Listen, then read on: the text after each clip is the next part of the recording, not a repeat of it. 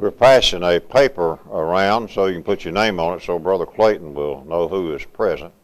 I forgot to do that last week. So, there's a...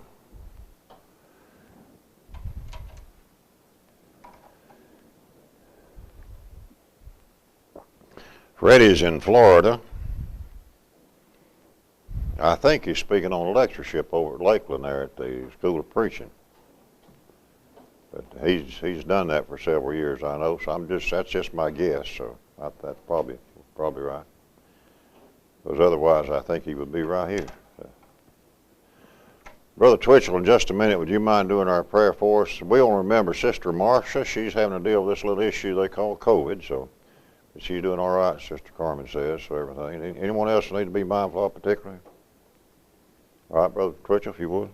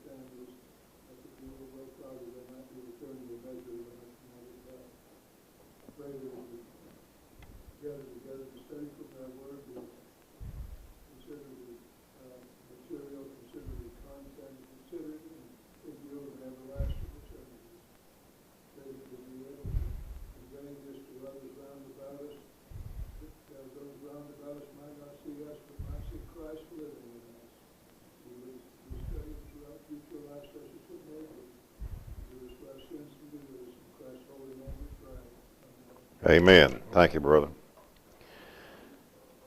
We remember going back just briefly to kind of get in the gear to going here, back beginning end of chapter really 16, 1 Kings, all the way through chapter 10 of 2 Kings.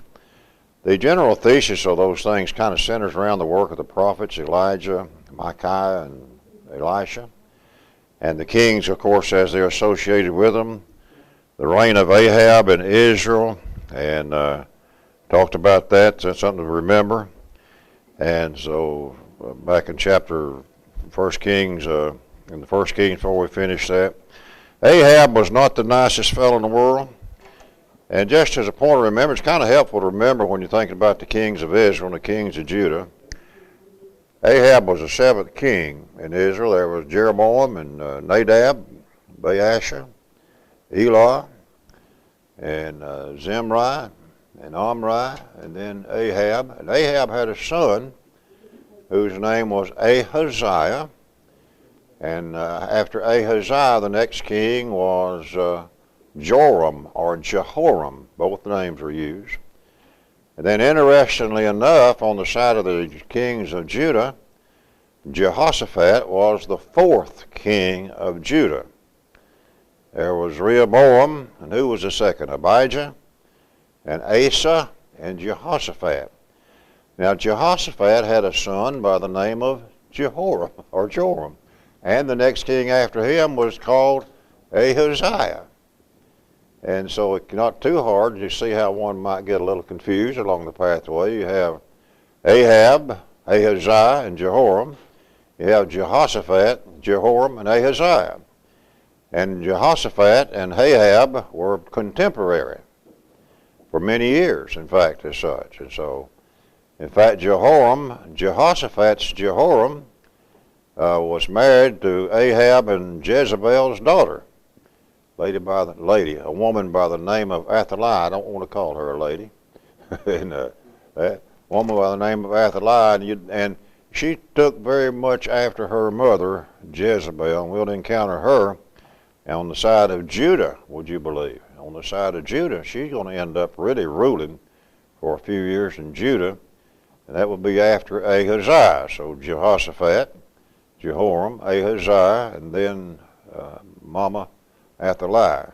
And so kind of interesting the process as we go through in the process. Jehoshaphat was a good king, had a good reign, and really excellent reign in the process. Well, before we get too far into 2 Kings chapter 4 tonight, turn over to Second Chronicles chapter, let's try 21 and for just a moment. I would encourage you to read out of the Chronicles, and if we were teaching the class full time, we would probably make assignments to this particular point, if you will. And there's several chapters given to the idea of the days of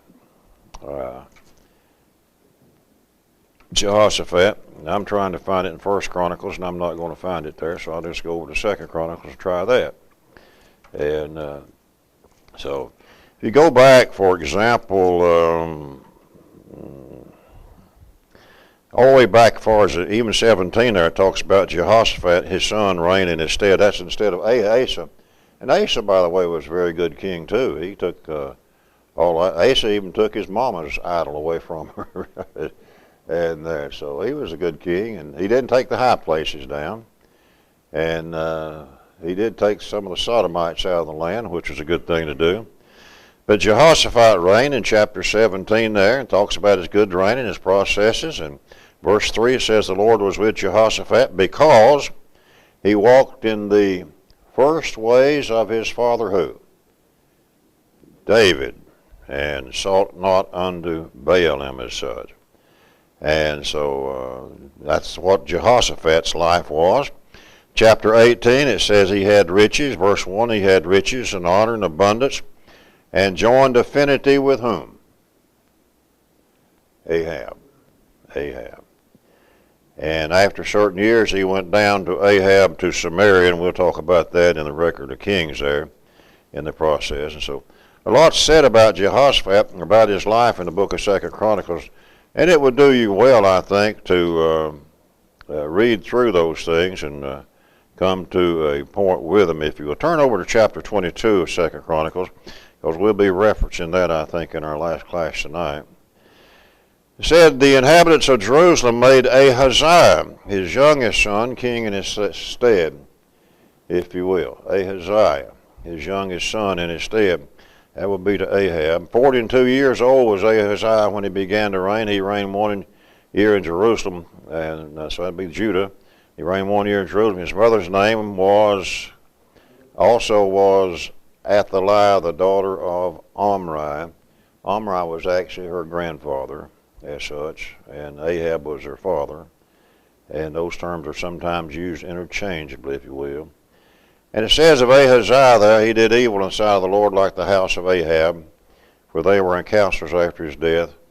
And verse 5, it says he walked also after their counsel and went with Jehoram, the son of Ahab, king of Israel, to war against Hazael, king of Syria. And so these, Hazael and Joram, get a little bit confused as such. So let's go back to 2 Kings chapter 4 and pick up there. 2 Kings chapter 4 and chapter 5 and on through the first few verses of chapter 6 gives a record of several miracles that were performed by Elisha. And that's what we find in this particular section. For example, I like in chapter 4 it talks about a certain woman, and it was one of the wives of the sons of the prophets. Her husband died. And the latter part of verse 1, the creditors came. Why would the creditors came? She couldn't do what? Couldn't pay something, obviously, and so the creditor was going to take her 2 sons, which was not an unusual thing to do. And so she comes to Elisha there and tells him that. He says, what can I do? And so he says in verse 2, he says, what hast thou in thy house? I think I've heard sermons preached on that thesis there. What hast thou in thy house? That's a pretty good topic. Works pretty good, if you will. All she had was what? Verse 2, pot of what? Pot of oil. And her future didn't look too bright at all, if you will. So Elisha says, go borrow some vessels from your neighbors, empty vessels. And then when you come in, shut the door upon thee and upon thy sons. And there, so had more than one, and thou shalt pour oil into the vessels. And so she went from him and shut the door upon her sons and brought the vessels to her. And the vessels, out of that one she had, she filled up all that they got. And so So she told her son in verse 6, bring me a vessel. And he said, there's not a vessel more. And the oil stayed. So Elisha tells her to go and sell that extra oil that she had, pay the debt, and then take the rest of it and live. You and your children live on the rest. And so that's pretty good. And I like in the latter part of verse 3 where it says, borrow not a few. I did a sermon one time. I called it Bring More Pots. And so sometimes we cut our blessings off because we just don't make proper enough preparation, do we? And so just bring more pots. If she had brought more pots, she would have had more oil. More oil. So that's a good way to do it. Another great event here in this chapter begins at verse 7. And, verse 8 talks about Elisha passed to Shunem.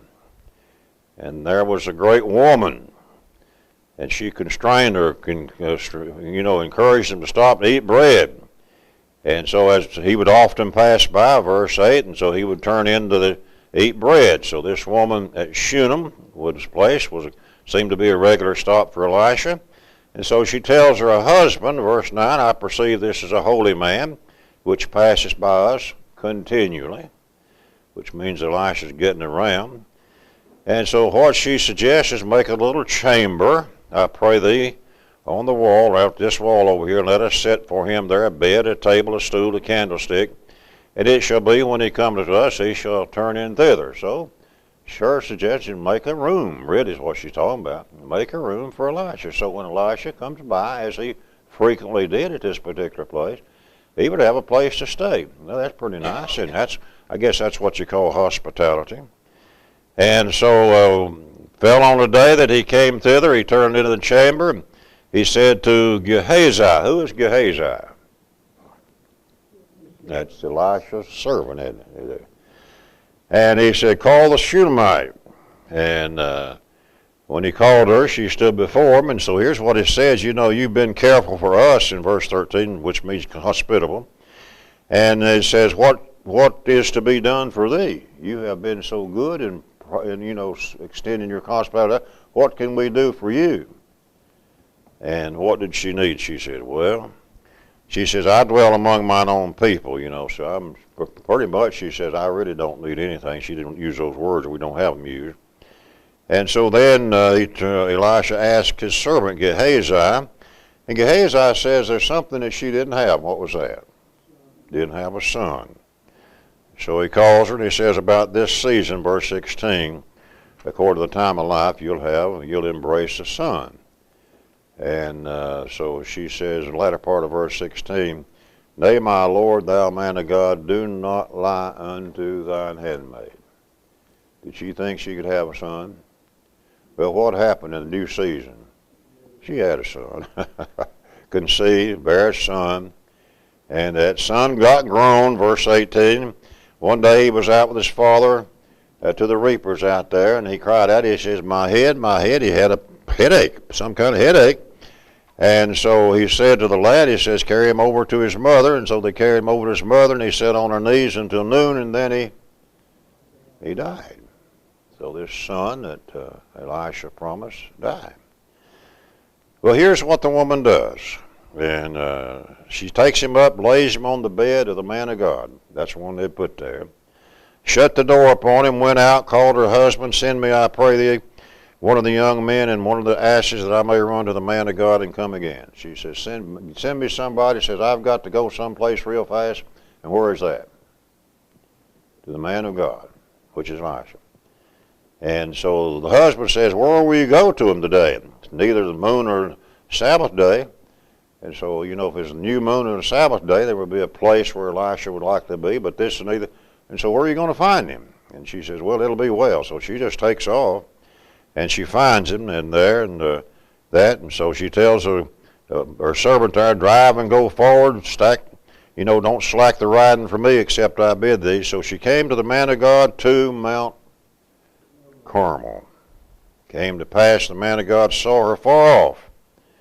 He said to Gehazi, behold, yonder is that Shunammite. And run to meet her, and say, is it well with thee?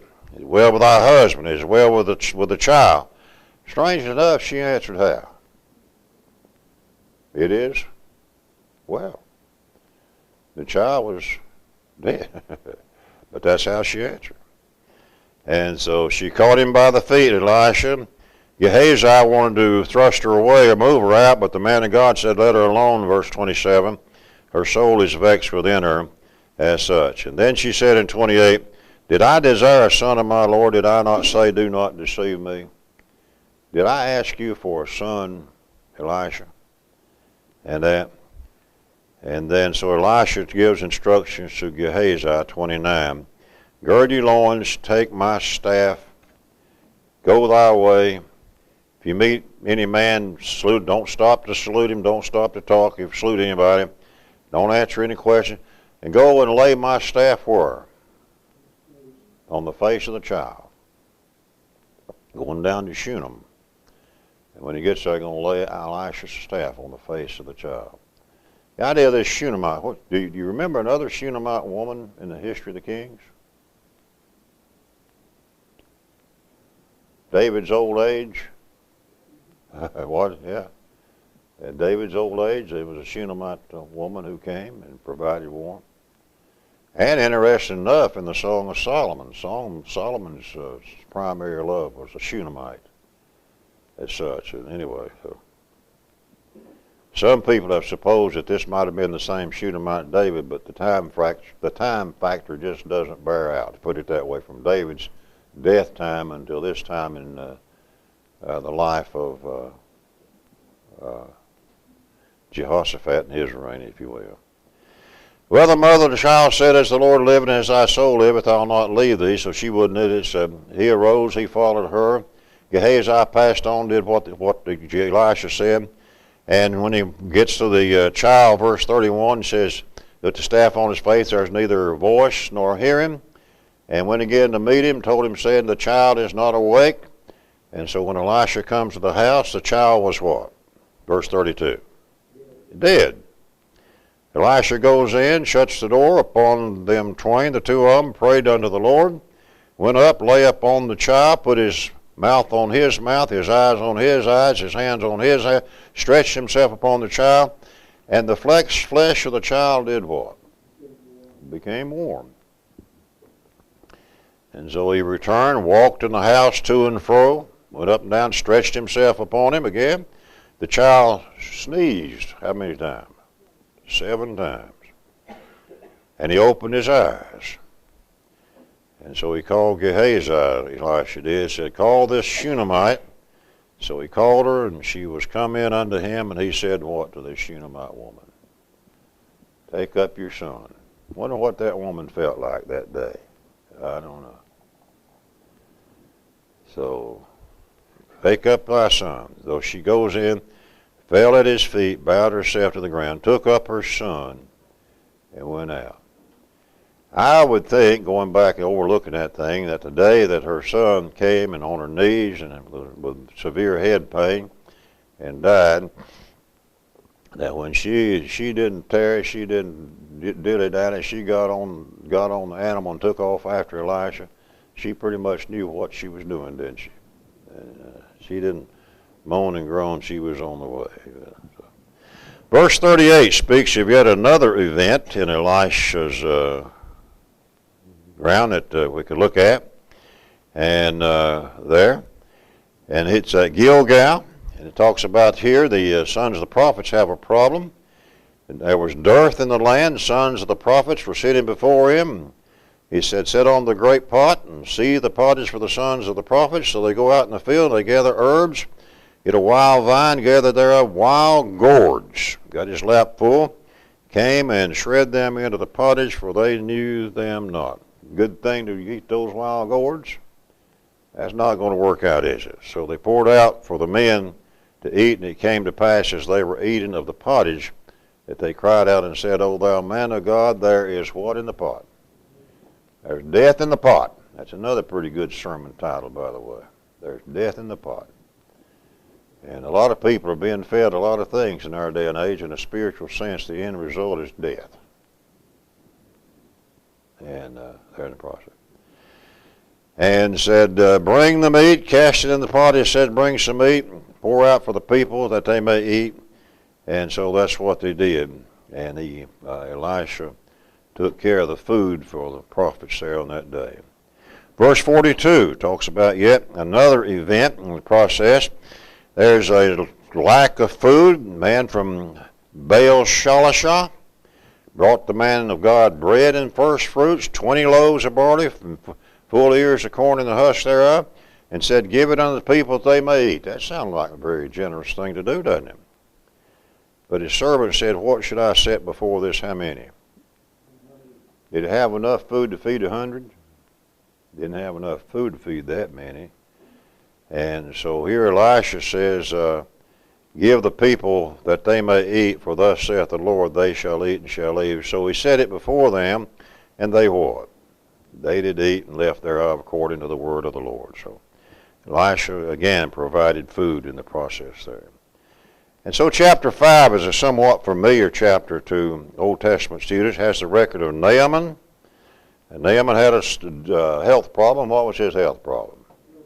He was a leper. He was a captain of the host. We'd call him a general there. A host of the king of Syria. Now, the king of Syria at that time is Ben-Hadad, if you make a note of that. Ben-Hadad, he was a great man with his master, honorable. And because by him the Lord had given deliverance unto Syria, he was also a mighty man of valor, but he was a leper. The Syrians had taken captive a young Israelitish maid there, and a little maid, verse 2 it called, and she waited on Naaman's wife, and she said something to her mistress. What'd she say to her mistress in verse 3? That if she calls him, he said, my Lord were with whom? The prophet that is in Samaria. He would recover him of his leprosy. And so the prophet that's in Samaria is someone who had some reputation, because this little maid, Israelite maid, was aware of him and of who he was and where he was at this time. And so someone goes in and tells his Lord, and not speaking about Lord in a spiritual sense, but one who is over him, like a slave-master relationship. Thus and thus said the maid that's in the land of Israel. So the king of Syria does something about that. He says this in verse 5, I'll send a letter unto whom? The king of Israel. And then and he sent some gifts with him. Look what he sent with him there in verse 5. 10 talents of silver, 6,000 pieces of gold, and 10 changes of raiment. Now that's a pretty nice gift. I don't care who you are, right? He brought the letter. He wrote a letter to the king of Israel and said, when the letter comes unto thee, behold, I have therewith sent Naaman, my servant, to thee, verse 6, that thou mayest recover him of what? His leprosy. Send it to the right person? No. Well, what did the king of Israel say when he received that letter? Verse 7.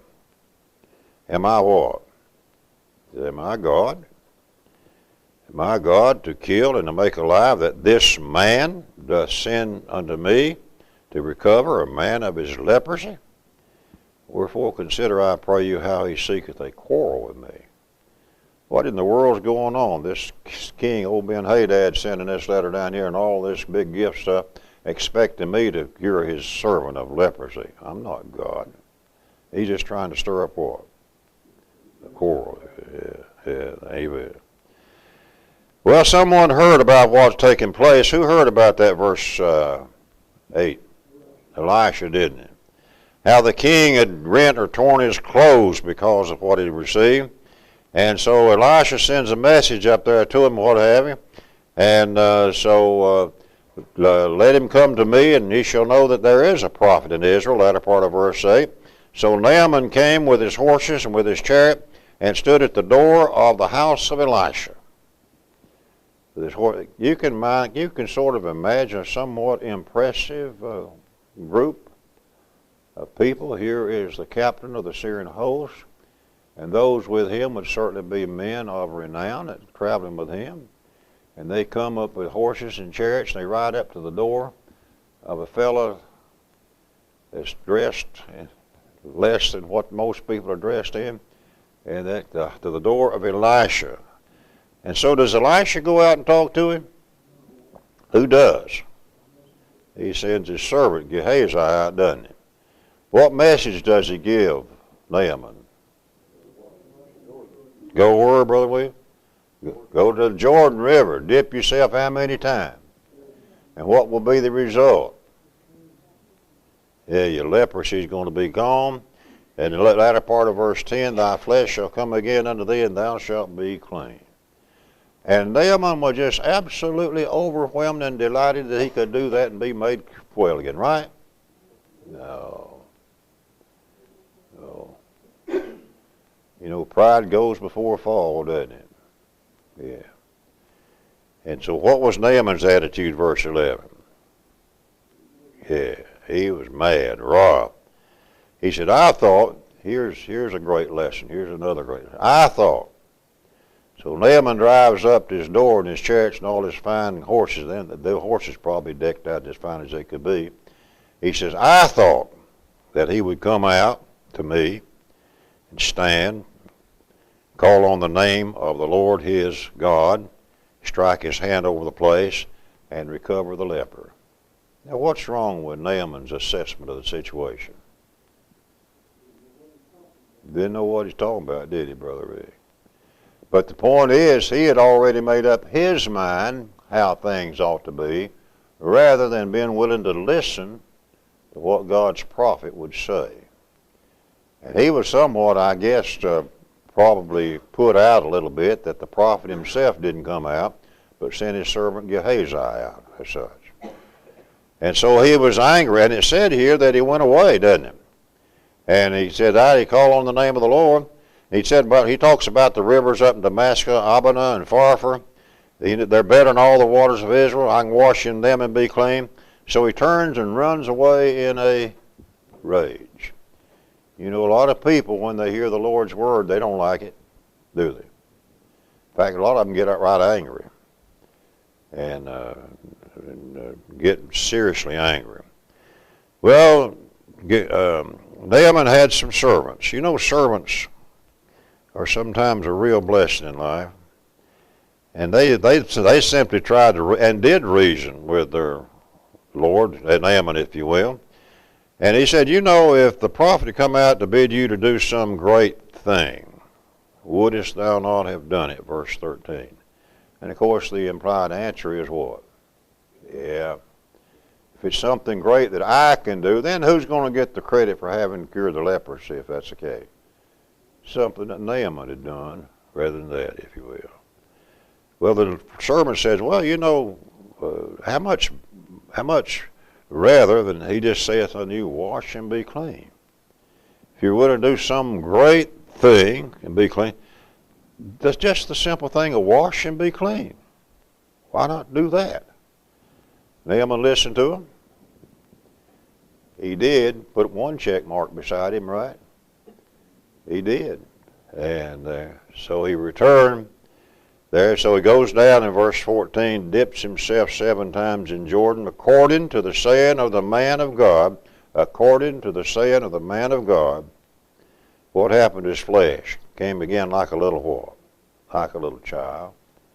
Became clean. Goes back over to Elisha. Can you imagine when he goes up to his door the second time? And he stands before him and he says, you know, I know something now that I obviously didn't know before. And what did he know now? That there's what? There is no God in all the earth but in Israel. And therefore I pray thee, take a blessing of thy servant. Naaman now is going to be a servant of the Lord God. He's going to have to go back home, live under the circumstances. He says, Elisha said, you know, bring it on, right? No, he said, I don't want any. Will not take any. I will receive none. And Naaman urged him to receive it, and he just refused to do so.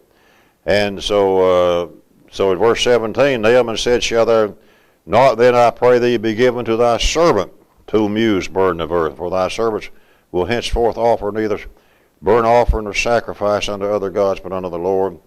And And so it says, if this thing, verse 18, and this thing the Lord pardon thy servant, then that when my master goeth into the house of Rimmon to worship, I suppose that would be Ben-Hadad, and he leaneth on my hand, and I bow myself in the house of Rimmon, when I bow down myself in the house of Rimmon, the Lord pardon thy servant in this thing.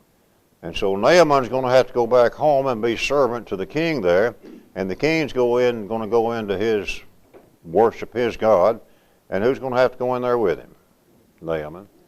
And so Naaman says, when I go in there, just pardon my servant. Says, I'm just going because that's my duty, really, he says. And so Elisha says, go in peace. He said, well, what about Gehazi? What did Gehazi think about this idea of Elisha rejecting these gifts? He didn't like that, did he? In fact, he didn't like it at all, so he followed after Naaman, verse 21 there, and Naaman saw him running up to him. He lighted down, and of course then Gehazi said this in verse 22. He said, my master sent me. True or false? False. Behold, now there come to me from Mount Ephraim 2 young men, sons of the prophets. True or false?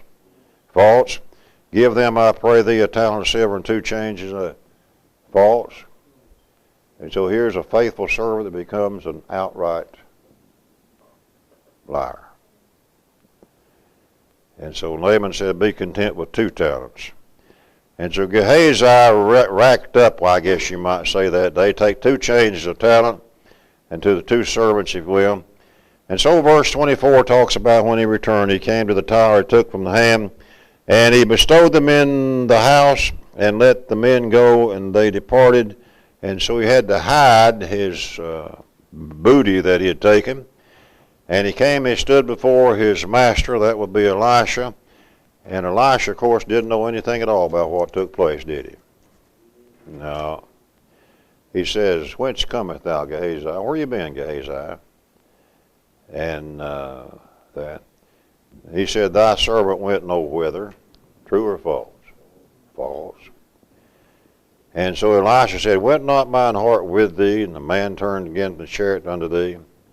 And so Elisha just gives him a report on where he had been and what taken place, if you will. Is it time to receive money and to receive garments and olive yards and vineyards and sheep and oxen and manservant? And so the leprosy thereof, which Naaman had been afflicted with, now becomes a part of whom? Of Gehazi, doesn't it? He didn't, when he went after all that booty up there, he didn't expect to get that, did he? Chapter 6, first 7 verses, an interesting account, prophets there. He says, you know, where we dwell is just too straight for us, too small. So let's go down to Jordan and take you with us, if you will, and dwell in such and there. And he said, one of the servants says, I pray thee go with thy servants, and he agreed to go. So they go down to Jordan and they cut down wood, verse 4. And while they were cutting wood down, one of the fellows had an axe, and the head come off the axe and fell into the water. Did you all ever cut wood with an axe? You ever had one where the head come off? Well, I have. And there, as such, and went over the water. And of course, the problem was, where did the man that used the axe, where did he get it? He borrowed it. Brother William, every time I ever borrowed something, I end up buying them a new thing, because I would lose it somewhere, or break it, you know, so I just try not to borrow anything, Brother Reggie. But I always end up replacing it, and so, you know, I borrow a used tool, and I end up having to replace it with a new one there, so there you go. And this fellow also seemed like he was pretty much under the pressure here, because he was that. And so how does Elisha go about fixing this problem? Tells him to do what? Yeah, cut down a stick and throw it in the water. Cut down a stick and threw it, and then what did the axe head do? It floated, did it? Said it swam. Came back to service, fellow reached out there and got his axe head, and problem solved. Problem solved, if you will, in this process. So anything. And so a lot of things taking place there. Beginning chapter 8, and really going on in through chapter 6 and verse 8, going on into chapter 8, gives a record of Elisha, and the one word is used as Arameans, the same as it has reference to the Syrians, Arameans and Assyrians, and the Syrians, not Assyrians, but Syrians, are one and the same people. They were warred, the king of Syria warred against Israel, verse 8, took counsel with his servants and that. And so the man of God, Elisha, goes, and of course the king of Syria goes out, and he's going to set the place where he's going to trap, I guess, the people, if you will. But Elisha is going and reveal his military plans. And so he took counsel with his servants, says, at such and such a place shall be my camp.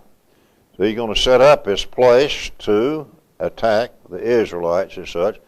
But Elisha goes to the king of Israel and tells him about it there, and so the king of Israel avoids that place more than once, if you will. And then the king of Syria gets a little bit upset. He said, something's going on here, and what does he think is going on? Verse 11. Sore trouble for the thing, and he called his servants and said, will you not show me which of us is for who? Somebody's giving away our plan. Which of us is for the king of Israel? And one of his servants recognized the problem, and here's what he said to him, and he was right at it. Verse 12, he says, Elisha the prophet that's in Israel, he's telling the king of Israel the words that thou speakest in thy bedchamber. King, don't you know that God's prophet, the words that you're saying even in the privacy of your own bedroom, Elisha can tell those to the king of Israel, if you will. And so then the king says this, you go spy where he is, and I'm going to send and fetch him. And it was told, saying, behold, he's in Dothan. That's where Elisha is. And so he sends out horses and chariots, verse 14, a great host. They come by night, they compass the city about, and serve the man that was risen early and gone up before us as the host compassed or surrounded the city, both with horses and chariots. And so the servant says unto him, alas, my master, how shall we do? Elisha, what are we going to do? We are surrounded by a great host of the Syrians here. Well, Elisha's message was just, you really get scared, what? Verse 16? Don't worry, fear not. I like what he says here, for he that with us is more than they that be with them. That's another pretty good thesis. He that is with us is more than they that are with them. And the problem was, the servant, sometimes we're not able to see who all is with us, and as such. And so that was a problem here. So Elisha prays, he opened his eyes, the servant's eye, opened the eyes of the young man, and he saw, and behold, what did he see there in that part of verse 17? Mountain full of horses and chariots and fire round about. And when they came down to him, Elisha prayed unto the Lord and said, smite this people, I pray thee, with what? Blindness. If you got the biggest, most powerful army in the world, and if they're blind, well, how effective are they going to be? That pretty much settles that issue, doesn't it? And so he smote them with blindness, according to the word of Elisha. And then Elisha tells the people, these soldiers, he says, follow me, and I'll bring you to the man whom you seek. And he said, I'll lead you back. You can't see. But instead, where did he lead them to? Samaria, didn't he? And, of course, that's where the king of Israel was. And so when they came to pass 20 there, Elisha said, Lord, open the eyes of these men that they may see. That's the ones that he's just captured. And behold, they were in the midst of Samaria. And the king of Israel said to Elisha, what? Shall I smite them? Shall I smite them? And so Elisha said what? No. Would you smite someone you'd taken captive and that? But rather than smite them, you set what before them? Bread and water. You feed them. And what does that do, by the way, to your enemy a lot of times? That breaks down the animosity, doesn't it? If you will. So he prepared great provision for them in the process, and that was a good thing for them to do, if you will. Go on down, let's get on down to verse 24, where it talks about it came to pass, Ben-Hadad gathered all his hosts, went up, besieged Samaria. 25 says there was a great famine in Samaria. And it said it besieged it until an ass's head was sold for 80 pieces of silver, fourth part of a cab of dove's dung for 5 pieces of silver. What does that indicate? Yeah, the fellow says it's hungry time in Samaria, isn't it? And so that's the purpose of besieging the city. Doesn't say how long, but it was long enough that they didn't have food to eat. And when you're eating the ass's head and paying a great price even to get it, and the dove's dung, that's getting pretty serious in the process. And so anyway, the king of Israel went up on the wall there, verse 26, and there was a woman who cried unto him for help, my lord, O king. And then he said, if the Lord do not help thee, whither shall I help thee? Out of the barn floor, out of the winepress. And of course the answer was, nothing there to get anyway. And said, what aileth thee? And she answered, said, here's what the woman's problem was. She said, this woman said to me, give thy son that we may eat him today, and we will eat my son tomorrow. Now that's how harsh the famine was.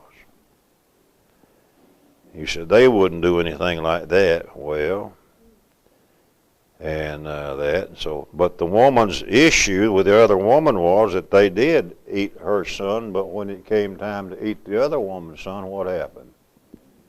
She reneged, didn't she? And she hit her son.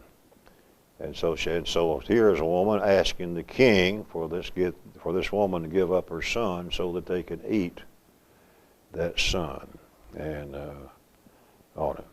And so in fact, the king was really stricken by that. The words of the woman, rent his clothes, passed by on the wall. People looked, behold, he had sacked within his flesh.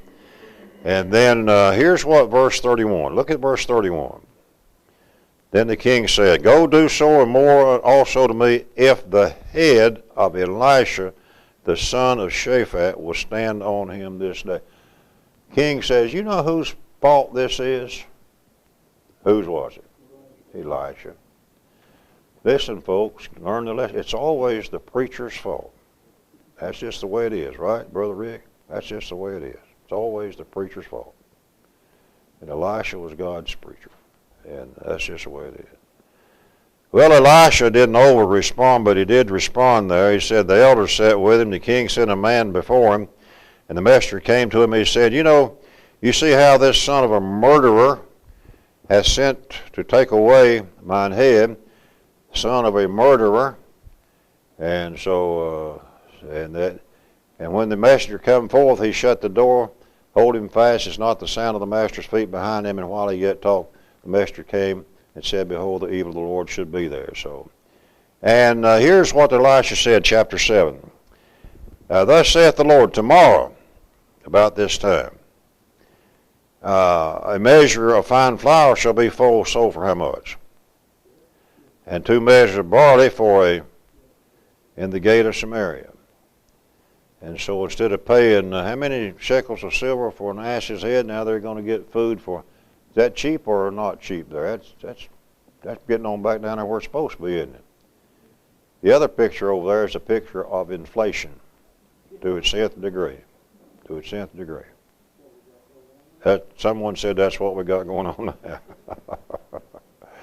And so the Lord on those hand, the king leaned, answered the man of God and said, behold, if the Lord would make windows in heaven, might this thing be? And he said, behold, thou shalt see it with thine eyes, but shall not eat thereof. And you'll see this, but you won't eat thereof. So anyway, we'll enter into the city today and sit here. And there, verse 5, there rose up in the twilight in the camp of the Syrians. Well, I got ahead of myself there just a little bit, and so they would sit, and on down, well, let's see here. Do what? Boom, boom, boom, boom, boom, boom, boom, boom. Another interesting event taking place there, and okay, good deal. And there, beginning in verse 3, 4 leprous men, and sat at the end of the gate, had a problem. If we sit here, we're going to do what? If we enter the city, there's a famine in the city, and we're going to do what? We're going to die. And so instead of sitting here and dying and going to the city dying, there's one other alternative we have, and that's to go where? Over to the camp of the Syrians. And so they said, we'll go there, and if we die, we die. I mean, same outcome, at least there's an opportunity. And so they go to the camp of the Syrians, and what do they find? The Syrians are all gone, if you will, and the Lord had made them to hear a noise of chariots, a noise of horses, and they said one to another, Lo, the king of Israel hath hired against us the kings of the Hittites, the kings of the Egyptians come upon us. And so they arose and they fled. They cut out, if you will. And so the lepers come and they find all the camp empty there, plenty of food, and a lot of spoil to be taken, if you will, raiment. And they go from one tent to another. Then they say in verse 9, we do not well. And this day is a day of good tidings there. And so they said, we better go and tell somebody, latter part of verse 9, and who is that? King's household. They came and said to the porter and told him what was going on there. Well, the king heard that news. Was he immediately overwhelmed with it? What did he think about it? Verse 12. He says, I'm going to show you what the Syrians are doing here. They know that we're hungry. And so they pretended to have fled from their tents and everything. And they do that for what purpose? To draw us out. And once we go out to the tents and everything, what's going to happen? They're going to pop on us, if you will. They're going to take care of us, if you will. And so, well, send one of his servants there and some horses, and they're try it out, if you will. So they took, verse 14, 2 chariots of horses. King sent the host of Syria and said, go and see. So they went after them, and lo, the way was full of garments and vessels. And when they would chase the Syrians, they found that they had just dropped everything else too. And they spoiled the tents of the Syrians, verse 16. And so a measure of fine flour was sold for a shekel, 2 measures of barley for a shekel, according to the word of the Lord. And the king appointed the Lord, on whose hand he leaned, to have the charge of the gate, and the people trode upon him. Said he wouldn't eat of it, he didn't. And he died as the man of God had said. So as the man of God had said, verse 18, 2 measures barley for a shekel, and so forth. And so the Lord answered the man of God and said, Now behold, if the Lord should make a window in heaven, might such a thing be? And he said, Behold, thou shalt see it with thine eyes, but thou shalt not eat thereof. So it fell out upon him, for the people trode upon him in the gate, and he died as such. Okay. Brethren, we're going to have to stop. I really don't want to, but we're just going to have to. We're at chapter 8, and there. And so we're at chapter 8, and there. Chapter 8 talks about another famine, and it also talks about where Elisha's going down to Damascus and predicts both the sickness of Ben-Hadad, that he would not die from the sickness, but he would indeed, in fact, die. So thank you. We'll be dismissed with a prayer if you bow your heads. Lord, thank you for the day and the blessing from your hands, and for allowing us to be here to study your word. We pray for wisdom to use all your gifts to your glory. In Jesus' name we pray, amen.